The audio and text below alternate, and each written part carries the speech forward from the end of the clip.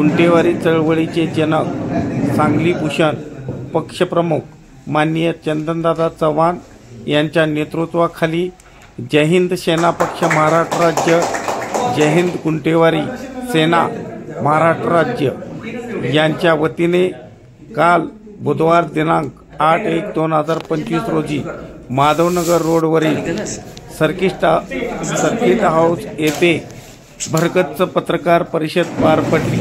या पत्रकार परिषदेमध्ये पक्षाच्या व संघटनेच्या नूतन पदाधिकारी यांच्या निवडी करण्यात आल्या। यावेळी बोलताना माननीय चंदनदादा चव्हाण यांनी सांगितले, महाराष्ट्र राज्यामध्ये पक्ष आणि संघटना 26 जिल्ह्यामध्ये कार्यरत असून या पुढील काळामध्ये शेतकरी, कष्टकरी, बेरोजगारी, महिला व अन्य न्याय हक्कासाठी सर्वच समाजासाठी पक्ष आणि संघटना लढणार असल्याचे त्यांनी सांगितले। मी जय हिंद सेना पक्षप्रमुख चंदनदादा चव्हाण आज महाराष्ट्रामध्ये बऱ्याचशा आम्ही निवडी केलेल्या आहेत। त्याचे आज आम्ही डॉक्टर मन्नान शेख साहेब यांचे जय हिंद सेना या पक्षाच्या नेतेपदी अधिकृतपणे त्यांची निवड केलेली आहे।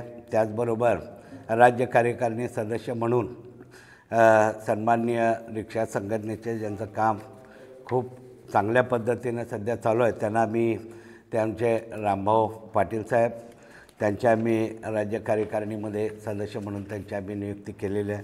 त्याचबरोबर कुपवाड शहर अध्यक्षपदी वसंत हनुमंत तोडकर यांची आम्ही या निमित्तानं निवड केलेली आहे। त्यांच्यावरती त्या जबाबदाऱ्या दिलेल्या आहेत। त्यांना मी पुढील कालावधीसाठी त्यांच्यातनं चांगलं कार्य आणि पक्षवाढीसाठी घडो एवढीच मी अपेक्षा व्यक्त करतो आणि त्यांचं अभिनंदन करतो। जय हिंद, जय महाराष्ट्र। आलेले सर्व पत्रकारांचे मी या ठिकाणी आभार मानतो आणि आज जे आपले निवडी झाले ते खरोखरच चांगली निवडी झालेत। सर्वांना मी शुभेच्छा देतो की असंच एकजुटीने जय हिंद सेनामध्ये काम करा आणि दाखवा। मागील 2-3 महिन्यात आपले जे पक्ष रजिस्ट्रेशन झालेले आहे जय हिंद सेना म्हणून, जय हिंद सेनामध्ये जय हिंद सेना, जय हिंद गुंटेवारी सेना आणि जय हिंद युवा सेना हा 3 राज्य पक्ष म्हणून आपण नेमणूक करण्यात आली आहे। आणि सर्वप्रथम आपण याचे काम आपण काही 15-20 दिवसापूर्वी आपण सर्वांनी मिळून चालू केलेले आहे। मिरजेतनं याचं जय हिंद। मी चंदनदादा चव्हाण, जय हिंद सेना पक्षप्रमुख महाराष्ट्र। आज आमच्या जय हिंद सेनेमध्ये या राज्याचं प्रमुख पद जे नेतेपद आहे ते नेतेपद आज आम्ही मिरजेचे डॉक्टर मन्नान शेख साहेब यांना आम्ही आज त्यांना ते पद बहाल करून त्यांची आज निवड जाहीर केलेली आहे। त्याचबरोबर डॉक्टर साहेबांच्या बाबतीत जर बोलायचं झालं तर अनेक समाजाच्या बाबतीत त्यांनी खूप मोठं काम यापूर्वी महाराष्ट्रामध्ये केलेलं आहे आणि जाती धर्म याच्या पलीकडे जाऊन त्यांचं कार्य या महाराष्ट्राला माहिती आहे। म्हणून अशा थोर व्यक्तीची निवड आज ह्या पक्षामार्फत त्यांची झालेली आहे। त्यांना मी मनापासून शुभेच्छा देतो। त्याचबरोबर या राज्यामध्ये जे तुकडे बंदीचा जो कायदा 16 डिसेंबर 2024 रोजी राज्य सरकारनं जाहीर केला आणि या राज्यामध्ये एक मोठ्या प्रमाणामध्ये लोकांचा एक गैरसमज झाला की या राज्यामध्ये आता गुंठेवारी खरेदी विक्री व्यवहार सुरू होतील। मात्र मी या राज्यातल्या जनतेला सांगू इच्छितो की गुंठेवारीचा कायदा वेगळा आहे, तुकडेबंदीचा कायदा वेगळा असल्यामुळं त्याच्यामध्ये 18 ची तरतूद या राज्य सरकारनं केलेली आहे। त्याच्यामुळं खरेदी दस्तऐवज करत असताना त्याच्यामध्ये 18 कलम याच्यामध्ये तरतूद अशी केलेली आहे की सक्षम अधिकाऱ्यांच्या सही शिक्क्यानिशी नकाशे असल्याखेरीज तुम्हाला कुठलाही दस्तऐवज करता येणार नाही अशा पद्धतीची तरतूद राज्य सरकारनं एकनाथभाई शिंदेच्या कालावधीमध्ये राज्य सरकारनं ते केलेले आहे। त्याच्यामुळं आज आमचं या राज्य सरकारला आमच्या पक्षाचं निवेदन आहे की या राज्य सरकारनं 2020 31 डिसेंबर 2020 अखेर राज्य सरकारनं गुंठेवारी कायद्याला मुदतवाढ दिलेली आहे। तर आमच्या या राज्य सरकारला एवढीच विनंती आहे की 18 कलमानुसार म्हणजे पूर्वीच्या पद्धतीनं ज्या लोकांनी या राज्यामध्ये करारपत्र केलेलं आहे, वनमुक्तारपत्र केलेलं आहे, साठेकट करून आज लोक खरेदी दस्ताची वाट पाहत आहेत अशा लोकांच्यासाठी या राज्यामध्ये 403 जे दुय्यम निबंधक कार्यालय आहेत त्या कार्यालयामार्फत अशा लोकांची मागणी या राज्य सरकारनं संकलित करावी आणि त्यासाठी 31 डिसेंबर 2020च्या आत ज्या ज्या लोकांनी खरेदी दस्तऐवज झाले नाही त्याच्यामध्ये 18 कलमामध्ये त्यांच्यासाठी विशेष तरतूद करून अशा लोकांचे जर या राज्यातल्या लोकांचे जर खरेदी दस्तऐवज झाले गुंठेवारीचे तर या राज्य सरकारला खूप मोठा महसूल मिळणार आहे आणि राज्य सरकारला आमची विनंती राहणार आहे की त्याने याच्यामध्ये चांगले निर्णय योग्य तो निर्णय घ्यावा। त्याचबरोबर 19/12/2024 रोजी या राज्य सरकारनं एक ऐतिहासिक निर्णय या राज्यामध्ये घेतलेला आहे की तहसीलदार कार्यालय असेल, तलाठी कार्यालय असेल, भूमी अभिलेख असेल, नोंदणी कार्यालय असतील, दुय्यम निबंधक कार्यालय असतील, याच्यामध्ये त्याने जे 0 कर्मचारी जे नेमणूक करत होते हे अधिकारी, तलाठी, सर्कल अधिकारी, तर ह्याच्यावरती राज्य सरकारने हा प्रतिबंध केलेला, हा शासन आदेश त्यांनी काढलेला आहे। ह्याच्यामध्ये जर कोणी अशी लोक जर ठेवली जाते तर त्याच्यावरती तात्काळ कारवाई करण्याचे आदेश या राज्य सरकारनं दिलेले आहेत। त्याच्यावरती शिस्तभंगाची कारवाई होणार आहे आणि याच्यामुळं काय होणार आहे की या राज्यामध्ये जे अनागोंदी कारभार प्रशासनामध्ये चाललेला आहे ते थांबणार आहे आणि विशेष म्हणजे शिंदे सरकारच्या कालावधीमध्ये लाडका भाऊ जी योजना या राज्य सरकारनं या महाराष्ट्रामध्ये आणली ती अशी आहे की जे सुशिक्षित आणि ग्रॅज्युएट जी मुलं आहेत तर त्या अशा मुलांना त्या 0 कर्मचारीच्या ऐवजी मानधनावरती देऊन त्यांना रितसर ओळखपत्र गळ्यामध्ये देऊन त्यांना त्यांची नेमणूक करावी अशा पद्धतीची तरतूद आहे आणि त्या पद्धतीने सगळ्या कार्यालयामध्ये नेमणुकाचा व्हायला सुरुवात झालेली आहे आणि म्हणून आमचं या राज्य सरकारला एवढंच विनंती की ह्याच्यामध्ये पारदर्शकता तुम्ही आणावी। त्याचबरोबर गौण खनिजच्या संदर्भामध्ये या राज्यामध्ये खूप कित्येक वर्ष झाले हा खूप मोठा विषय आज चर्चेला चाललेला आहे। ह्याच्यामध्ये आम्हाला असं सुचवायचं आहे या राज्य सरकारला की सरकारच्या गौण खनिजच्या बाबतीत जे काय चोऱ्या होत आहेत, अधिकाऱ्यांना पाठीशी घालून अधिकाऱ्यांच्याकडून हप्तेबाजी घेऊन जे काही उद्योग चाललेले आहेत आणि त्याच्यामध्ये सरकारचा महसूल मोठ्या प्रमाणात बुडायला लागलेला आहे।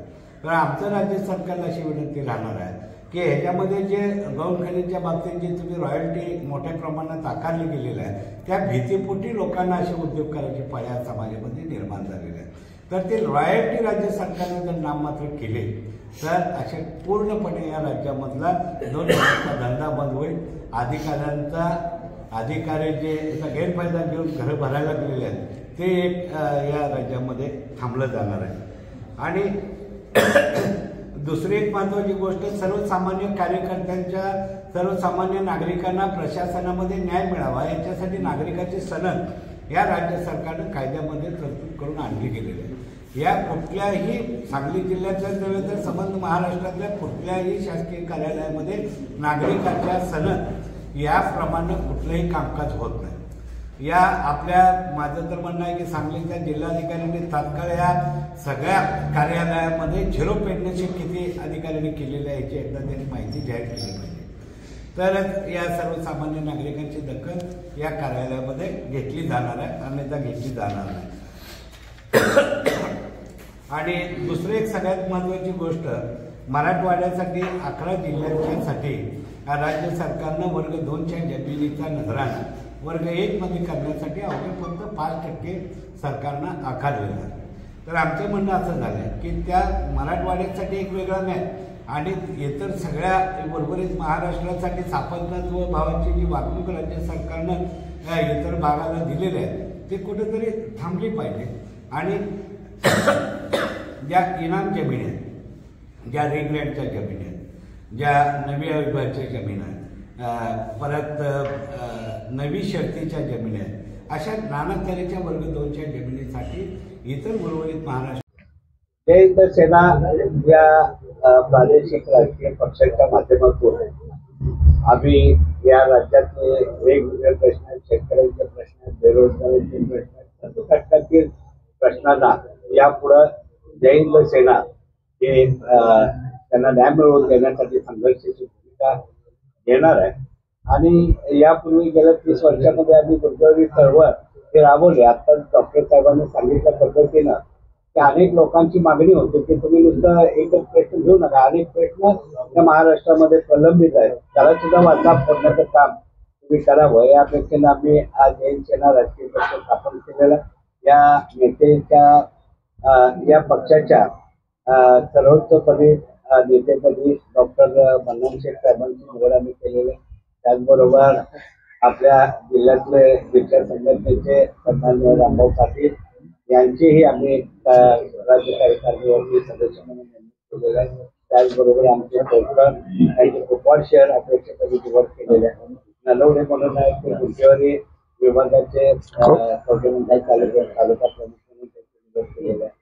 आणि या पद्धतीनं भविष्यात लोकहिताचं कार्य आमच्या सर्वांच्या हातून घडणार आहे एवढंच नमस्कार, मी रामदास सावंत, जय हिंद सेना पक्ष, जय हिंद गुंटेवारी सेना महाराष्ट्र राज्य. आज गुंटेवारी चळवळीचे जनक जय हिंद सेना पक्ष प्रमुख माननीय चंदनदादा चव्हाण यांच्या शुभ हस्ते कवठेमंकाळ येथे जय हिंद गुंटेवारीचे सेनेचे अध्यक्ष म्हणून आदर्श रामदास नलवडे यांची नियुक्ती केलेली आहे. त्यांना पुढील वाटचालीसाठी आणि पक्षांच्या कामासाठी आणि गुंटेवारी चळवळीच्या कामासाठी त्यांची नियुक्ती केलेली आहे.